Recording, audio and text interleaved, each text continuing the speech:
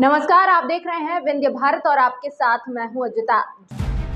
MP अजब है और गजब भी है। आज से शराब सस्ती हो रही है, दवाएं महंगी हो गई हैं। दरअसल आज से ही नए वित्तीय वर्ष की शुरुआत हो गई है।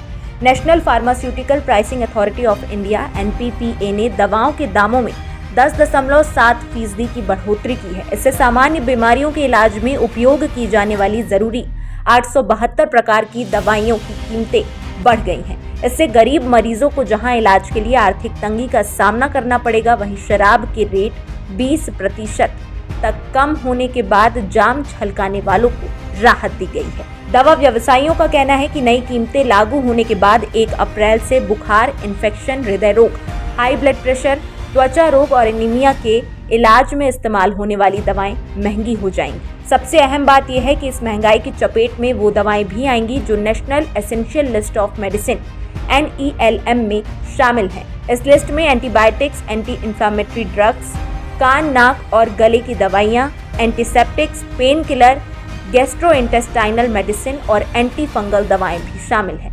बताया जा रहा है कि इनकी कीमतों में भी काफी बढ़ोतरी हो सकती है। ड्रग प्राइस कंट्रोल ऑर्डर 2013 के क्लॉज 16 NPPA को प्रत्येक वर्ष के 1 अप्रैल को या उससे पहले पूर्ववर्ती कैलेंडर वर्ष के लिए एनुअल होलसेल प्राइस इंडेक्स के अनुसार अनुसूचित फॉर्मुलेशन की अधिकतम कीमत को संशोधित करने की अनुमति देता है। इसी आधार पर हर साल 1 अप्रैल से नई कीमतें लागू होती हैं। NPPA ने शेड्यूल ड्रग्स के लिए कीमतों में 10.7% इजाफे को हरी झंडी दे दी है। बता दें कि शेड्यूल ड्रग्स में आवश्यक दवाएं शामिल हैं और इनकी कीमतों पर नियंत्रण होता है। इनके दाम बगैर अनुमति नहीं बढ़ाए जा सकते। मध्य प्रदेश की नई आबकारी नीति के मुताबिक भारत में बनी विदेशी शराब की कीमतों में 20% तक की कमी की गई है। विदेशी शराब पर एक्साइज ड्यूटी में 3% की कमी की गई है। राज्य में उगाए गए अंगूर से बनी शराब पर कोई एक्साइज ड्यूटी नहीं लगेगी। बीते दिनों सीएम शिवराज सिंह चौहान की अध्यक्षता में हुई बैठक में सरकार ने नई आबकारी नीति 2022-23 और हेरिटेज शराब नीति 2022 में प्रदेश में शराब की दुकानों की संख्या न बढ़ाने का निर्णय लिया था। अगले वित्तीय वर्ष 2022-23 से नए बार लाइसेंस को कलेक्टर द्वारा सरकार की ओर से निर्धारित मानदंडों के अनुसार मंजूरी दी जाएगी।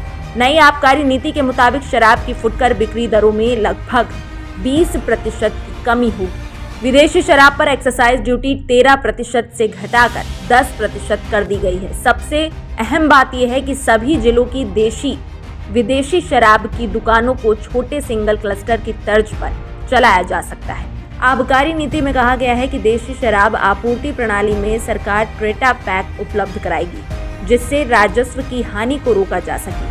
नीति में डिंडौरी और अलीराजपुर जिलों में पायलट प्रोजेक्ट के आधार पर नई हेरिटेज शराब नीति पर महुआ से बनी शराब की बिक्री की अनुमति है। इसमें कहा गया है कि इंदौर, भोपाल, जबलपुर, ग्वालियर के चयनित सुपर बाजारों में निर्धारित लाइसेंस शुल्क पर वाइन काउंटर संचालित करने के लिए लाइसेंस जारी किए जा सकते हैं। हालांकि अभी मध्य प्रदेश में शराब दुकानों के ठेकों के टेंडर खुलने की प्रक्रिया चल रही है। सभी दुकानों के ठेके होने के बाद नई रेट लिस्ट तैयार की जाएगी।